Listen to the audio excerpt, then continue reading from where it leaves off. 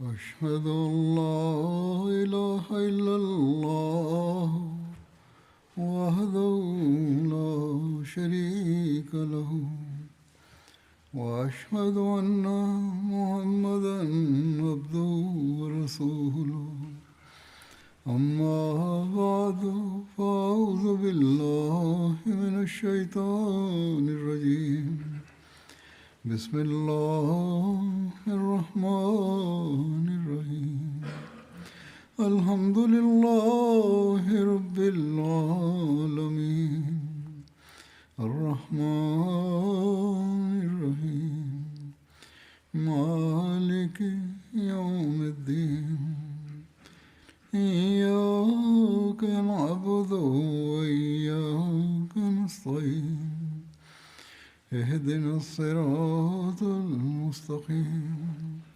صراط الذين أنعمت عليهم غير المغضوب عليهم ولا الضالين. Hazrat Amirul Mominin Mwenyezi Mungu amsaidie sana anasema, naendelea kueleza saria zitokazo katika zama ya Mtume sallallahu alaihi wasallam. Leo katika silsila hii kwanza nitaeleza kuhusu saria Kurz bin Jabir. Saria hii ilitokea Shawwal hijria 6 kwenda kwa Urnayin. Kwa mujibu wa baadhi, saria hii ilitokea ni ya Said bin Zaid, lakini ni kauli ya wingi ya kwamba saria hii ilikuwa ni ya Kurz bin Jabir, na pia kuna kauli moja ya kwamba ni ya Jarir bin Abdullah, lakini kauli hiyo imekataliwa vile vile. Jarir bin Abdullah alikuwa amesilimu miaka 4 baada ya saria hii. Sababu iliyotokea ya saria hii ni ya kwamba watu wachache walimjia Mtume sallallahu alaihi wasallam. Katika Bukhari kitabul jihad na kitabu diyat imesimuliwa na hat Anas ya kwamba wale watu 8 walitokana na kabila la Ukal na Urena, sawa na Ibn Jarir na Abu Awana 4 walitokana na Urena na 3 walikuwa kutoka Ukal, na mtu wa 8 hakutokana na makabila haya mawili na saba yake haijulikani. Hivyo wao wakaja kwa Mtume sallallahu alaihi wasallam na wakaongea naye kuhusu Islam, na katika riwaya moja inapatikana ya kwamba wao walifanya bayati juu ya Islam, nao walikuwa wagonjwa. Abu Awana ameeleza ya kwamba wao walikuwa wamekonda sana na rangi yao zilikuwa njano mno na matumbo yao yalikuwa yamezidi. Wakasema, ya Rasulullah, utupe uhifadhi na utulishe. Na walikuwa wamekalia katika ua la misikiti wa unabii. Kupona walipona, lakini hali ya hewa ya Madina hawakuweza kuzoea nayo, yani maradhi na udhaifu uliotokana na njaa ukawaondoka, lakini hawakuweza kupata mazoea katika mazingira ya Madina. Sawa na Ibn Ishaka, wao hawakuweza kuzoea katika mazingira ya Madina na wakazofika. Japo upande mmoja walikuwa wamepata siha imara, kulikuwa na udhaifu kwa sababu ya njaa, lakini upande wa pili wakaambukizwa na maradhi mengine. Katika riwaya moja inapatikana kwamba katika Madina siku zile ilitokea janga ambalo linaitwa Birsam. Birsam ni ugonjwa unaoathiri ubongo wa mtu na unakuwa sababu ya kuleta kidonda juu ya kifua. Wao wakasema kwamba ugonjwa huu umeibuka hapa na hali ya hewa ya Madina ni kinyume cha tabia zetu. Sisi ni wafugaji na sisi si wakulima. Sisi tunafuga wanyama na sisi si wakulima, hivyo utuandalie maziwa. Mtume sallallahu alaihi wasallam akasema, mimi sina kitu chochote, lakini muondoke kwa ngamia wenye maziwa, na akawatuma kwenye malisho. Riwaya moja inasema kwamba Mtume sallallahu alaihi wasallam aliwaamuru kwenda katika malisho ya Faifa al-Khabar. Faifa al-Khabar ilikuwa ni pori karibu na Madina. kwa vyovyote vile riwaya hii inatuambia kwamba wao hawakuishi madina kwa muda mrefu bali katika muda mfupi tu wakaondoka madina na kwa kunywa maziwa ya ngamia siha yao pia ikaimarika. Katika riwaya moja inapatikana ya kwamba mtume sallallahu alaihi wa alihi wasallam aliwaruhusu kwenda kwa ngamia wa sadaka ili wanywe maziwa yao. Hivyo wao wakatoka na kwenda kunywa maziwa ya ngamia. Basi walipopona na hali ya afya ikawarejea na wakapona kabisa, hapo baada ya kusilimu wakaritaadhi na kisha wakaondoka na ngamia wenye maziwa. Upande mmoja mtume aliwatendea kwa huruma sana, lakini upande mwingine mwenendo wao ndio huu kwamba baada ya kupona wakamdanganya mtume. Inasimuliwa ya kwamba mtumwa wa mtume sallallahu alaihi wasallam aliachwa huru Yassar na wenzake wachache wakaenda kuwakuta. Watu hawa walipoondoka na ngamia baada ya kuritadi, walipoenda na ngamia,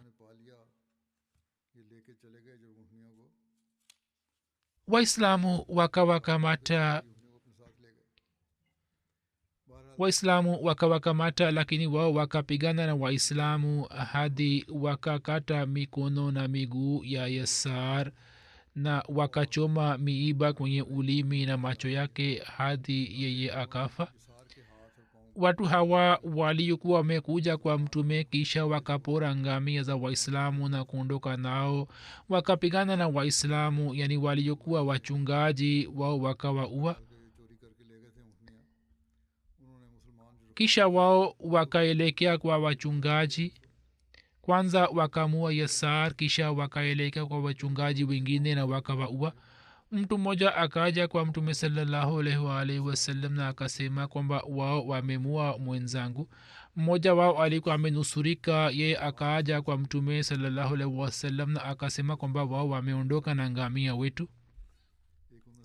Ni riwaya ya Muhammad bin Umar ya kwamba mwanamke mmoja wa Banu Amr bin Auf akipanda juu ya punda lake akaja huko na akapita karibu na Yassar ambaye alikuwa chini ya mti mmoja. Yeye alipopita karibu yake, Yassar alikuwa ameshakufa. Mama huyo akarejea kwa kaumu yake na akawapatia taarifa ya tukio hili. Basi wao pia wakatoka na wakimbeba Yassar hali amekufa, wakamleta katika Quba. Ni riwaya Sahih Muslim kwamba vijana 20 wa Ansar walikuwepo kwa mtume sallallahu alaihi wasallam. Mtume sallallahu alaihi wasallam akawatuma. Riwaya moja inasema kwamba mtume sallallahu alaihi wasallam aliwatuma wapanda farasi 20 wakifuata nyayo na alama za miguu yao. Yani wao walipoondoka na ngamia za waislamu na habari hii ikamfikia mtume akatuma watu 20 ili kuwakamata. Baadhi yao majina yao yameandikwa katika historia, ambao miongoni mwao ni kina Salma bin Aqwa, Abu Roham, Abu Zar Ghafari, Buraida bin Husayb, Rafi bin Muqis na ndugu yake Jundab, Bilal bin Haris, Abdullah bin Amr bin Auf Muzni, Jawal bin Suraka Thalbi, Suwail bin Sakhar Juhni. Wote hawa walitokana na Wahajiri na akamteua Kurzun bin Jabir Fahri kuwa amiri wao. Mtume sallallahu alaihi wasallam akawatuma nyuma ya maadui na pia akamtuma pamoja nao mtu mmoja ambaye alikuwa mahiri wa kujua njia. Na Mtume sallallahu alaihi wasallam akafanya dua zidi ya maadui hawa na akasema, e Allah, uwafanye kuwa vipofu njiani na uifanye kuwa finyu hata zaidi ya ngozi ya ngamia, yani wao wasiweze kusafiri. Basi Mwenyezi Mungu akawafanya kuwa vipofu njiani. Hivyo siku ile ile wao wakakamatwa. Asubuhi wakaletwa kwa Mtume sallallahu alaihi wasallam. Waislamu hawa 20 waliokuwa wameenda ili kuwakamata wakawaleta kwa Mtume. Riwaya moja inasema kwamba Kurz bin Jabir na wenzake wakatoka ili kuwatafuta hadi ikafika jioni. Hivyo wakapitisha usiku katika Harra. Siku ijayo asubuhi hawakuwa na habari kwamba wamekwenda wapi. Ghafla wakamwona mwanamke mmoja akipita karibu yao huku akibeba kipande cha neema ya ngamia. Wakamkamata na wakamuuliza kwamba hiyo ni nini. mwanamke akasema kwamba nilipita karibu na kaumu moja walikuwa wamechinja ngamia na wamenipa nyama hii, wako porini. yeye akasema kwamba ni mama huyo pia alikuwa amepatiwa kipande cha nyama. ye akasema kwamba nini mtakapowaona mtaona moshi, yani mahala ambapo wamekaa mtaona moshi. basi waislamu wakaondoka hadi wakawajia karibu wakati ambapo wao walikuwa wameshakula chakula. masahaba wakawaambia kwamba wajisalimishe kwao. wao wakajisalimisha na wakawa mateka, yani wote wakawa mateka. masahaba wakawafunga na kisha wakiwakalisha nyuma ya ngamia wakawaleta Madina. mtume sallallahu alaihi wasallam alikuwa katika mahala panapoitwa Raghaba. Raghaba ni mahala karibu na Juruf, na Juruf ilikuwa na umbali wa maili 3 kutoka Madina. kwa vyote vile wao wakaenda na watu hawa kwa mtume sallallahu alaihi wasallam. hata Anas anasimulia ya kwamba mimi nilitoka na vijana wachache na nikaenda nyuma yao mpaka mtume sallallahu alaihi wasallam akakutana na watu hawa katika bonde la Raghaba, mahala ambapo maji yanajumuika. hivyo mtume sallallahu alaihi wasallam akaamuru kuleta njiti za chuma zikatiwa motoni. mtume sallallahu alaihi wasallam akazungusha njiti zile kwenye macho yao, kwani wao walikuwa wameingiza njiti kwenye macho ya wachungaji. riwaya moja inasema kwamba wao waliletwa kwa mtume sallallahu alaihi wasallam. mtume sallallahu alaihi wasallam akakata mikono yao ya upande moja na akakata miguu ya upande mwingine, na akipitisha njiti moto kwenye macho yao akaweka juani hadi wakafa. katika riwaya moja inapatikana kwamba njiti moto ilipitishwa kwenye macho na wakawekwa chini ya jua. walikuwa wakiomba maji lakini walikuwa hawapewi maji. hata Anas anasema kwamba mimi nilimwona mmoja wao, yeye kwa sababu ya kiu alikuwa akilamba ulimi kwa mdomo wake ili apate baridi katika joto kali hadi wakafa, na kwa ajili ya kusitisha damu yao hawakupewa matibabu yoyote. Abu Qilaba ameeleza ya kwamba hawa ndio watu walioua kisha wakapora, na baada ya kusilimu wakaritadi na wakawa makafiri, na kisha wakapigana na Mwenyezi Mungu na mtume wake. Ibn Sirin anasema kwamba kisa hiki cha Urniyin kilikuwa kimetokea kabla ya kushuka kwa amri ya kisasi. kwa vyote vile haya yote yakatokea kizwahiri, inaonekana kwamba waislamu walifanya zulma kubwa, lakini kwa vyote vile mafundisho ya kiislam yaliteremka baadaye, nayo ndiyo haya kwamba Mwenyezi Mungu alishusha aya inayosema innama jazau lazina yuharibuna allaha wa rasulahu wa yasauna fil arzi fasadan an yuqattalu au yusallabu au tuqattaa aydihim wa arjuluhum min khilafin au yunfau min al-arz zalika lahum khizyun fi dunya wa lahum fil akhirati azabun azim. yani hakika malipo ya wale wanaopigana na Allah na mtume wake na wafanyao fujo katika nchi ni kuuawa au kusulubiwa au kukatwa mikono yao na miguu yao kwa kubadilishwa au kufukuzwa katika nchi hii. ndiyo fedheha kwao katika dunia, na katika akhira watapata adhabu kubwa. basi mtume sallallahu alaihi wasallam baada yake hakupitisha njiti kwenye macho ya yeyote wala kukata ulimi wa mtu wala hakutoa adhabu zaidi ya kukata mikono na miguu. na baada ya mafundisho hayo jeshi alilotuma mtume akawakataza kufanya musla, yani kukata viungo vya mwili, na baada yake mtume alikuwa akiwasihi kufanya sadaka na kuwazuia kukata viungo vya mwili. Muhammad bin Umar Waqdi na Ibn Saad wanasema kwamba kulikuwa na ngamia 15 walioporwa kutoka malisho. kwa vyote vile maadui walikuwa wamefanya hivyo kwa waislamu, hivyo kisasi kilichochukuliwa kutoka kwao kwa njia ile ile waliotumia wao, na wakapewa adhabu ile ile. lakini baadaye sawa na mafundisho ya Kiislam maadui hawakutendewa hivi. hili ni jibu lake, lakini jibu moja lenye maelezo ya kutosha na kuhusu shutuma ya baadhi kwamba kwa nini maadui walitendewa kizulma, wanaleta shutuma zidi ya islam. Hazmiza bashir ahmad saheb ametoa jibu lao katika sir khatama nabiyin. jibu zuri sana. anaandika kwamba kwa waislamu siku hizi zilikuwa hatari sana, kwani kwa sababu ya uchochezi wa quraish na mayahudi nchi nzima ilikuwa inapata moto wa uadui, na chini ya sera yao mpya walikuwa wameamua vile vile ya kwamba badala ya kuishambulia madina moja kwa moja watumie njia za kisirisiri za kuwaletea waislamu hasara. Na kwa kuwa udanganifu na usaliti ulikuwa ni sehemu ya tabia za makabila washenzi wa uarabuni, hivyo nia yao ilikuwa ni kutumia kila njia halali na haramu ya kuwapatia waislamu hasara. hivyo kisa anachoeleza hapa ni kisa kile kile kilikuwa ni sehemu moja ya silsila hiyo hiyo chafu ambayo ilifikia tamati yake katika njia ya kutisha. anaandika kwamba maelezo yake ni kama haya ya kuwa mwezi wa Shawwal mwaka wa 6 hijria, watu wachache wa kabila la Ukal na Urena ambao katika idadi walikuwa 8 walikuja Madina na wakionyesha upendo na huruma kwa Islam wakasilimu.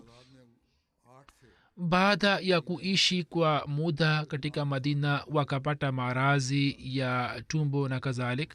katika mazingira ya Madina wao wakitumia uzuru huo huo wakaja kwa Mtume sallallahu alaihi wasallam na wakieleza shida yao. wakasema ya kwamba ya Rasulullah, sisi ni watu wa maporini na tumepitisha maisha pamoja na wanyama na hatuna mazoea ya kuishi maisha ya mjini, hivyo tumeugua. Mtume akasema kama mna shida hapa Madina, basi nje ya Madina mahala ambapo sisi tuna ufugaji mwende huko.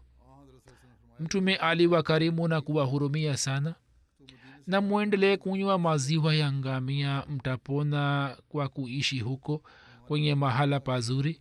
Riwaya moja inasema kwamba wao walisema wenyewe ya kwamba ya Rasulullah, ukituruhusu sisi basi nje ya Madina ambapo una mifugo yako twende huko, na Mtume akawapa ruhusa.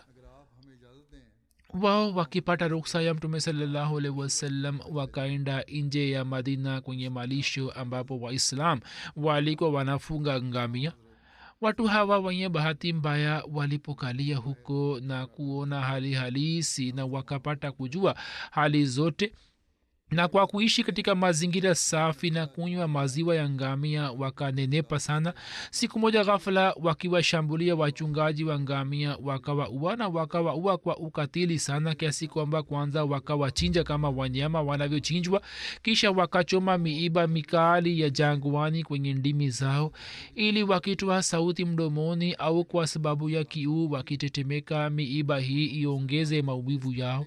na kisha wazalimu hawa hawakuishia hapo hapo, bali wakichukua njiti moto za chuma wakapitisha katika macho yao, na hivi waislamu hawa wasio na hatia wakafa katika medani wazi kwa mateso makubwa.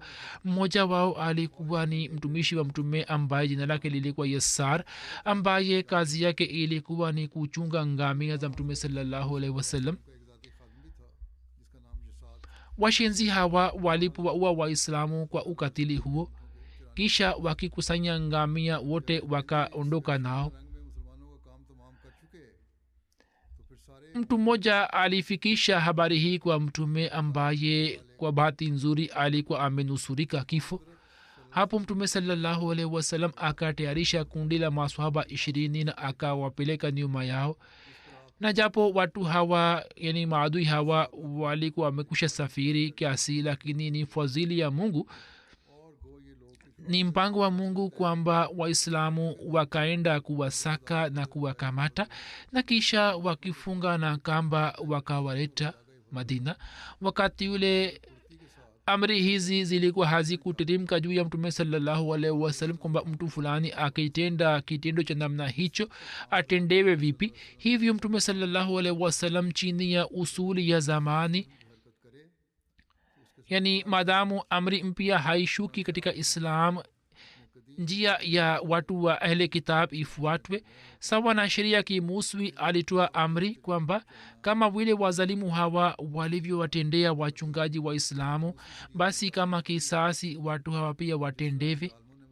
hayo yalikuwa ni mafundisho ya musa na yalikuwa yakifuatwa kabla ya kushuka kwa amri za sheria ya kiislam, na alifanya hivyo ili adhabu hii iwe somo kwa wengine.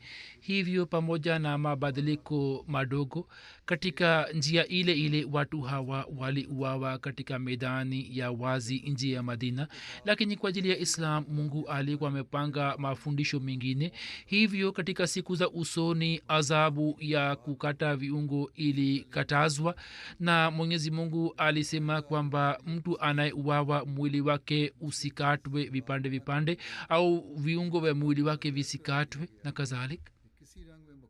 kuhusu tukio hilo anaandika kwamba hatuna haja ya kuandika mengi, kwani kwa vyote vile katika swala hilo makafiri ndio walikuwa wameanza, ambao bila sababu yoyote ya kihalali katika uadui wa islam tu walikuwa wamewatendea waislamu matendo ya kizulma na kikatili wasiokuwa na hatia, na katika adhabu yao yale yaliyofanywa yalikuwa ni kama kisasi.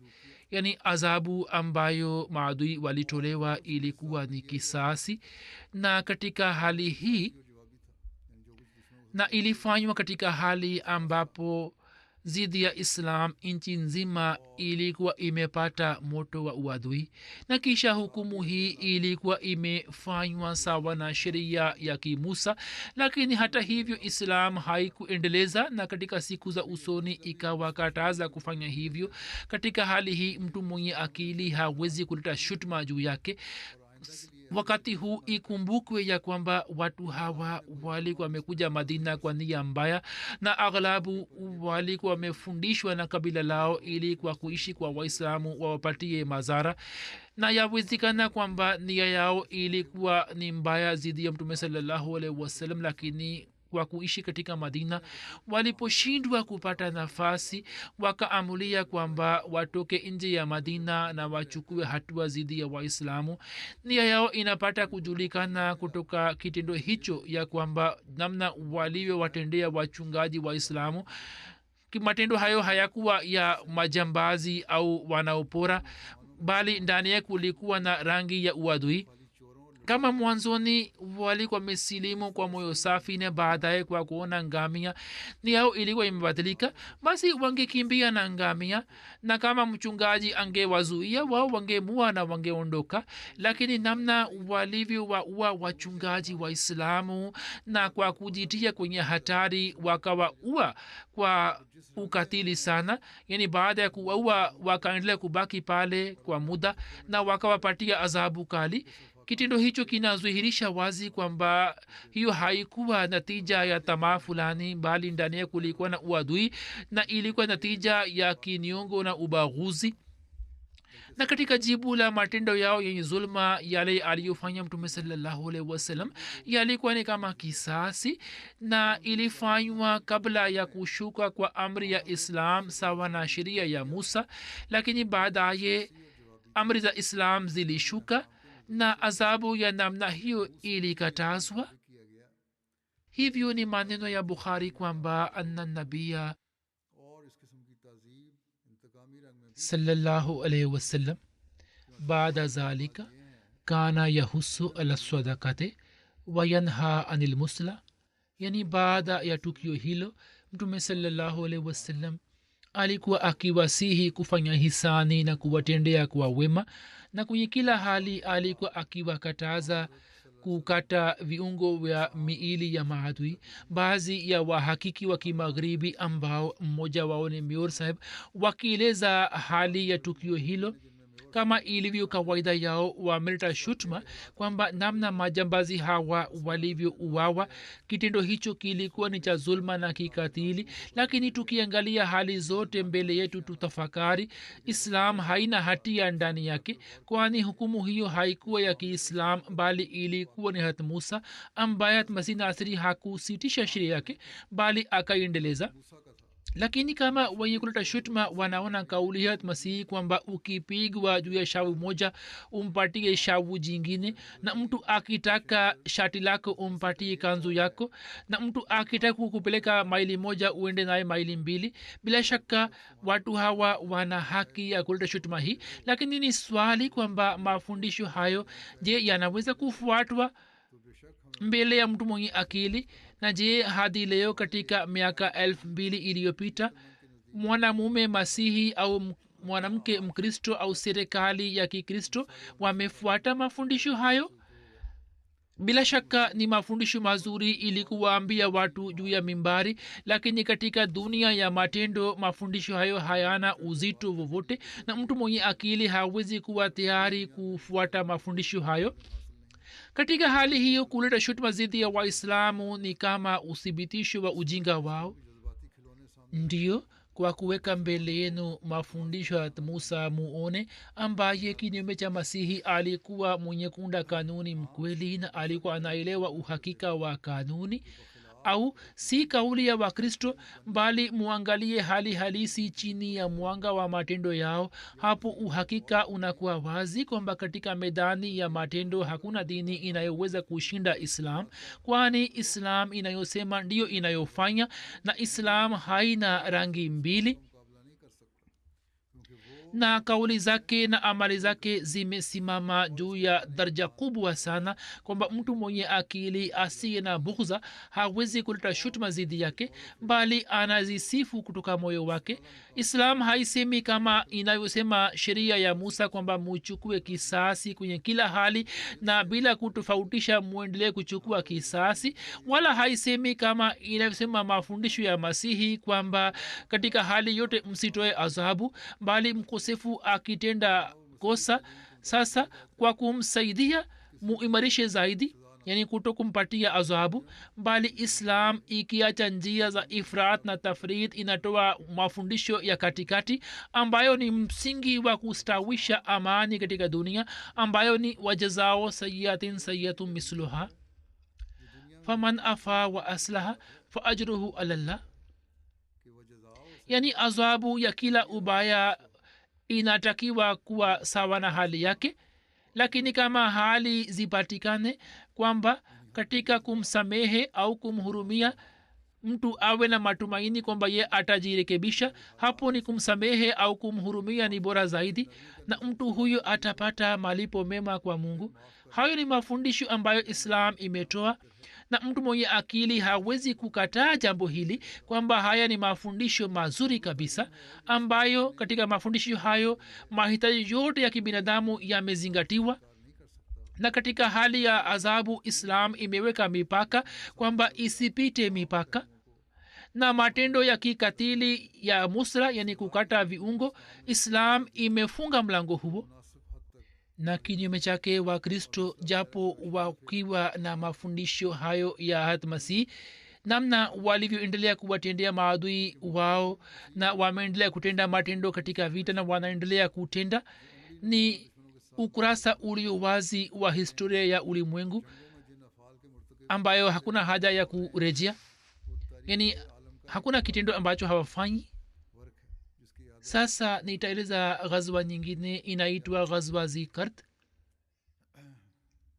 kuhusu ghazwa hii waandishi wa sera na muhadisin wanahitilafiana kwamba ilitokea lini. muhadisin wanasema kwamba ilitokea baada ya suluhu hudaibia na kabla ya ghazwa ya khaybar, zulqada mwaka wa 6 hijra na kati ya mwaka wa 7 hijra. ilhali waandishi wa sera wanasema kwamba ilitokea baada ya ghazwa lehyan, yani katika jimadil ula mwaka wa 6 hijra. sawa na imam bukhari na imam muslim, ghazwa hii zikart ilitokea siku 3 kabla ya ghazwa ya khaybar, na wao wameeleza habari hizi baada ya suluhu hudaibia na kabla ya khaybar. alama ibni hajar ameandika kwamba imam ahmad na imam muslim wameeleza riwaya kutoka ayas bin salama inathibitisha jambo hili kwamba hiyo ilitokea siku 3 kabla ya ghazwa ya khaybar. katika riwaya hii salma bin aqwa ameeleza tukio la suluhu hudabia na kisha zikart na mwishowe alisema kwamba kisha tukarejea madina na tuliko tumebaki madina siku 3 tu kisha tukaondoka kwa ajili ya khaybar na kinyume chake waandishi wa sera alama ibn ishaq na ibn ishaq wanasema kwamba ghazwa zikart ilitokea mwaka wa 6 hijra kabla ya suluhu hudabia. hatmiza bashir ahmad saheb ameeleza uchambuzi wake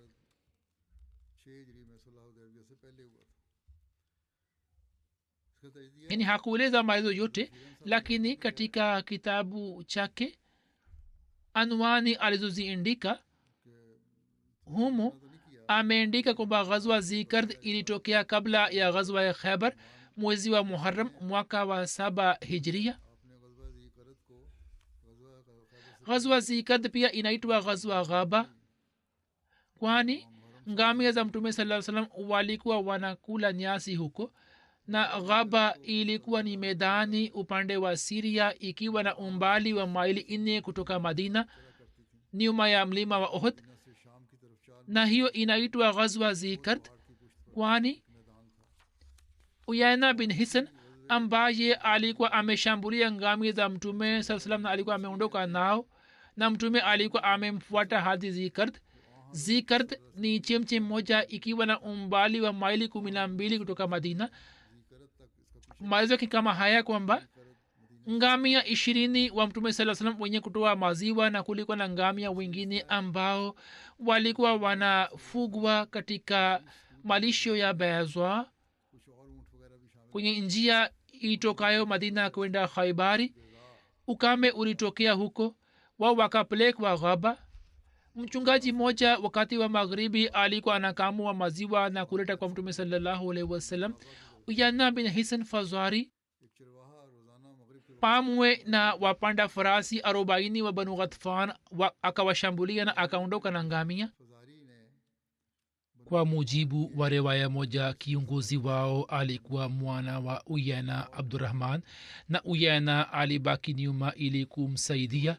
wakati wa uvamizi maadui walimua mtoto wa tabuzar ambaye alikuwa mchungaji wa ngamia hawa na wakamteka mke wa tabuzar na kuondoka naye ilhali mke wa mtoto wa tabuzar alinusurika maadui aliyekwepo huko.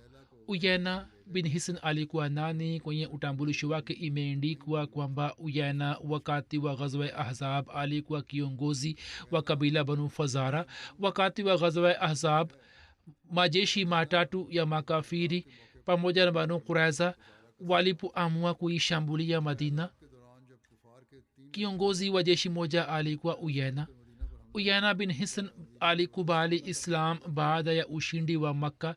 riwaya moja inasema kwamba uyana alikuwa amekubali islam kabla ya ushindi wa makka na alishiriki kwenye ushindi wa makka na pia alishiriki katika ghazwa ya hunain na taif. mtume sallallahu alaihi wasallam alikuwa amemtuma ili kupigana na banu tamim pamoja na wapanda farasi 50 na kwenye jeshi lake hakuwepo ansar au mhajiri yeyote. na sababu iliyotokea ya saria hii kwamba banu tamim walikuwa wamemzuia mtendaji wa mtume saa salam ili kuondoka na sadaka. katika zama ya hata abubakar huyo pia akawindwa na fitna ya irtidadi pamoja na watu wengine na tulaiha alipodai kuwa mtume ye akawa pamoja naye. kwanza akasilimu kisha akaritadi na akafanya bayati yake kisha akaja kwa hatobakar kama mateka. hatobakar akafanya hisani na akamsamehe na ye akakubali islam tena. hii ndio ilikuwa hali ya imani yake.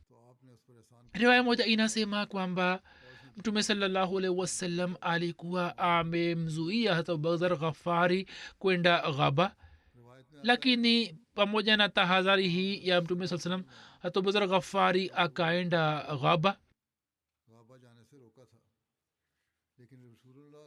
katika maelezo yake imeandikwa ya kwamba kabla ya ushambulio la uyana hata abuzar alikuwa ameomba ruksa kutoka kwa mtume saa salam kwenda ghaba. mtume akasema kwamba mimi nina wasiwasi juu yako, maadui wasije wakakushambulia, kwani sisi hatuna amani kuhusu uyana na wenzake, na mahala hapa pia ni upande wao.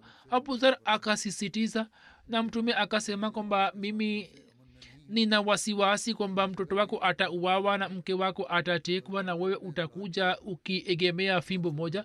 abuzar anasema kwamba ni jambo la ajabu kwamba mtume alikuwa ananiambia kwamba mimi nina wasiwasi juu yako, lakini mimi nikaendelea kusisitiza.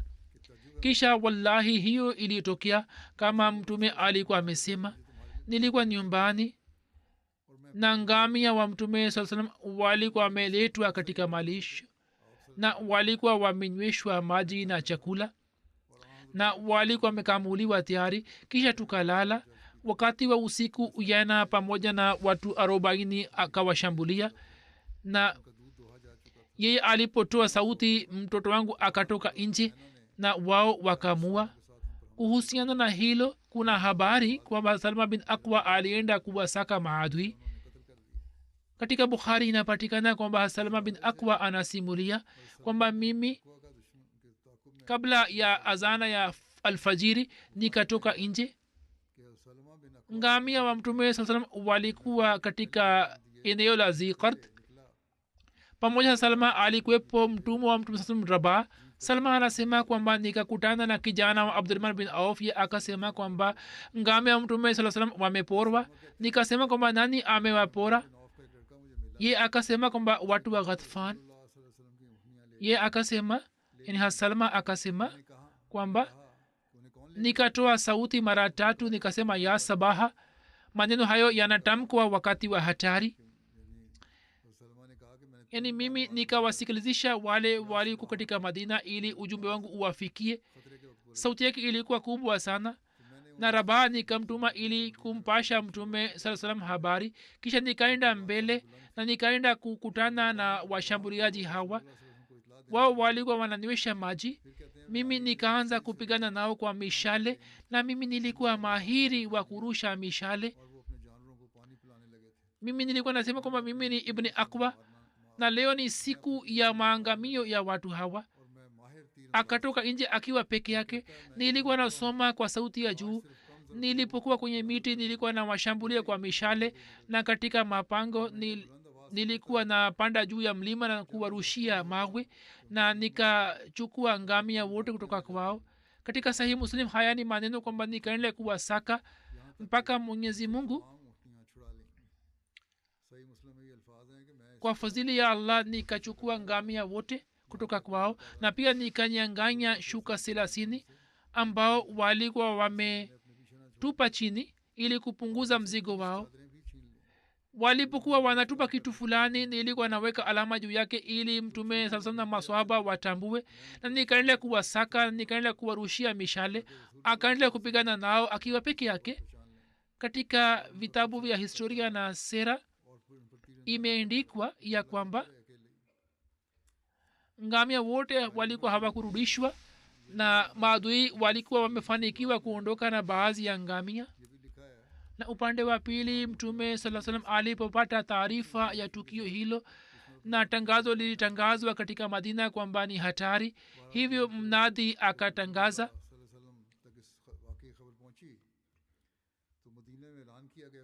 yani tangazo lilitangazwa kwamba ya khailullah alkabir, yani eni wapanda farasi wa allah pandeni.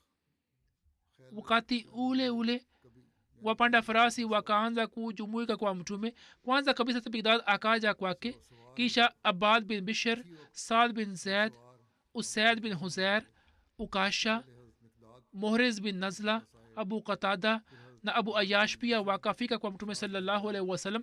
mtume sallallahu alaihi wasallam akamfanya saad bin zaid kuwa amiri wao na akasema kwamba mutoke ili kuwasaka maadui mpaka nije kukutana nani. mtume akasema nini muende, mimi nakuja nyuma yenu. mtume sallallahu alaihi wasallam akaondoka na maswahaba 500 na inasemwa kwamba akaondoka na maswahaba 700. akamteua ibn umme maktum kama naibu wake katika madina, na Hassan bin Ubada pamoja na maswahaba 300 akamweka nyuma kwa ajili ya kumhifadhi Madina. mtume sallallahu alaihi wasallam alifunga bendera juu ya mkuki wa Miqdad bin Aswad.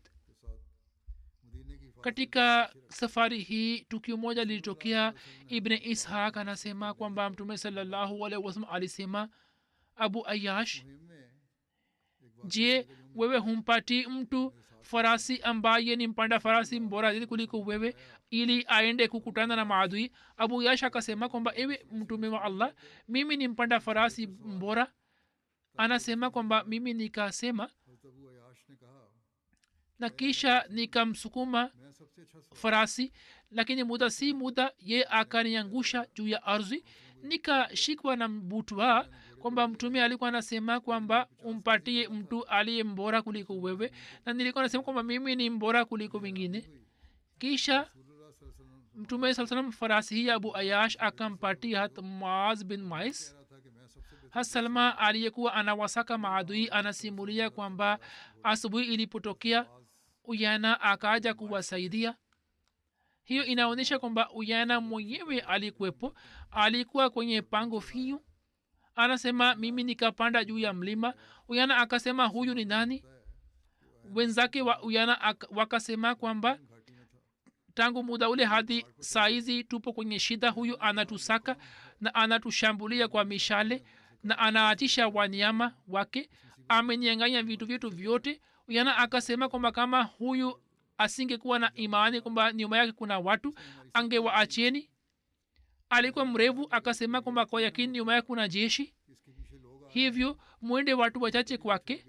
akawaambia wenzake hivyo. watu wanne wakaja kwangu, wakapanda juu ya mlima. mimi nikasema, je, mnanijua? wao wakasema, wewe ni nani? nikasema, mimi ni ibn aqwa, wallahi ambaye amempatia mtume saa salam heshima. hakuna kati yenu anayeweza kunikamata, na mimi nikimsaka basi hawezi kunusurika kutoka kwangu. mmoja wao akasema, hata mimi pia nawaza hilo hilo. kisha wakarejea wakiogopa. hii ni riwaya ya bukhari. salma anaeleza ya kwamba mimi nikabaki kwenye mahala pale hadi nikawaona wapanda farasi wa mtume saa salam ambao mtume alikuwa amewatuma. wao walikuwa wametoka kutoka miti. anasema kwamba kwanza kabisa aliyekwepo mbele yao alikuwa morez bin nazla akhram asdi, nyuma yake alikuwepo abu qatada ansari, na nyuma yake alikuwa miqdad bin aswad. huyu alikuja baadaye. mimi nikashika lijamu ya farasi ya akhram, nikasema, e akhram, wewe ujisalimishe kutoka kwao ili wasije wakakuangamiza. usiende mbele, usubiri mpaka mtume saa salam na maswaba zake wafike. ye akasema, e salma, kama una amini allah na siku ya akhira na wewe unajua kwamba pepo ni haki na jahanamu ni haki, basi usilete kizuizi baina yangu na baina ya shahada. akaongea kwa ujasiri sana. anasema nikamwacha huyo. anasema kwamba hat akhram na abdurrahman bin uyana wakapigana vita. yeye akajeruhi abdurrahman na farasi yake, na abdurrahman akamua kwa mkuki wake na akapanda juu ya farasi yake na akarejea nyuma. riwaya nyingine inasema kwamba obar alikuwa amemua hat akhram. obar na mtoto wake walikuwa wamepanda ngamia moja. hatukasha akapiga mkuki na akawaua wote wawili kwa shambulio moja. riwaya moja inasema kwamba masada alikuwa amemua hat akhram. kuhusu tukio la shahada kuna habari ya ndoto moja. hat akhram kabla ya kupigana na maadui, siku moja kabla, alikuwa ameona katika ndoto kwamba kwa ajili yangu mbingu imefunguliwa na mimi nimeingia mbinguni hata nimefika hadi mbingu ya 7. kisha nikafika hadi sidratul muntaha. nikaambiwa kwamba hayo ni malazi yako. mimi nikamuuliza abubakar ndoto hii, akasema kwamba shahada, ubarikiwe na shahada. na baada siku moja akauawa shahidi. nyuma ya hat morez hata abu qatada pia akafika. mpanda farasi wa mtume saa salam hata abu qatada akapigana na abdurrahman bin uyena. wao wakaanza kupigana kwa mikuki. kijana wa uyena akakata miguu ya farasi hata abu qatada na hata abu qatada akamua. na akipanda juu ya farasi yake akapanda juu ya farasi yake. kuna habari ya mapigano baina ya abu qatada na masada afzari sawa na riwaya moja. abu qatada alipata tukio la habari ya tukio hili, yani maadui wameshambulia. wakati ule mtume saa salam pamwe na maswaba zake alikuwa amesafiri na alikuwa amekaa kwenye zubab ambayo ni mlima mdogo kwenye njia ya saniyatul wida, katika njia ya mlima wa Uhud. yeye akaja kwa mtume akasema, e abu qatada, mungu akusaidie. abu qatada anasema nikaondoka na alikuwepo mtu mwingine pamoja nami, tukafika kwa maadui. ye akasema, abu qatada, una wazo gani? maadui wakasema, sisi hatuna nguvu ya kupigana nao. yani mwenzake akamwambia abu qatada kwamba sisi hatuna nguvu ya kupigana nao. ye akasema kwamba unasema ni subiri mpaka ujio wa mtume saa salam, yani jeshi zima lije nyuma yangu ndipo tushambulie. ila hali abu qatada anasema kwamba mimi nikamwambia kwamba nataka kwamba wewe uwashambulie upande moja na mimi ni washambulie upande wa pili. kisha wote wawili wakawashambulia maadui na wakawatia kwenye mushkil. maadui wakawarushia mshale moja ukaenda kupiga juu ya paja lake. abu qatada anasema kwamba nikatoa mshale ule, nikahisi kana kwamba nimetoa kipande cha chuma, nikaenda mbele. mtu mmoja akaja mbele yangu, alikuwa amevaa mavazi ya chuma, akanitambua. mimi sikumtambua. ye akasema, e abu qatada, mungu amenikutanisha na wewe. ye akatoa kofia ya chuma kutoka uso wake. alikuwa masda fazari. akasema, unapenda nini, kupigana kwa upanga au mkuki? yani unataka kupigana nami kwa upanga au kwa mkuki au kuingia kwenye kupiga mweleka?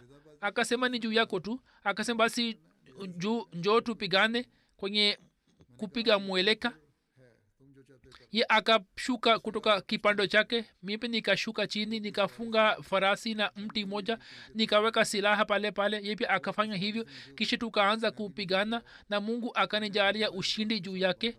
mimi nikapanda juu ya kifua chake, nikaamua nisimame na nichukue upanga wangu na ye pia achukue upanga wake. tulikuwa katikati ya majeshi mawili, hivyo tungeweza kushambuliwa.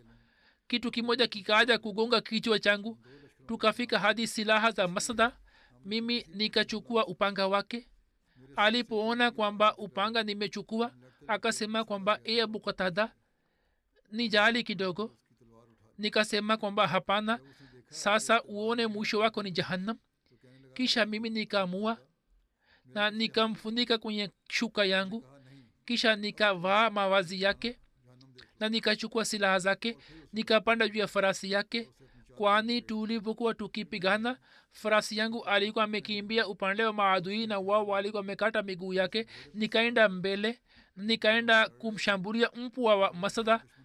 alikuwepo watu 17 pamoja naye. mimi nikawaashiria, wao wakasimama. nikafika karibu yao, nikawashambulia na nikampiga mpwa wa masada mkuki na nikavunja shingo yake. wenzake wakamkimbia na nikateka ngamia ambao wakati wa ushambulio wa salma bin akwa maadui walikuwa wamewaacha na kukimbia.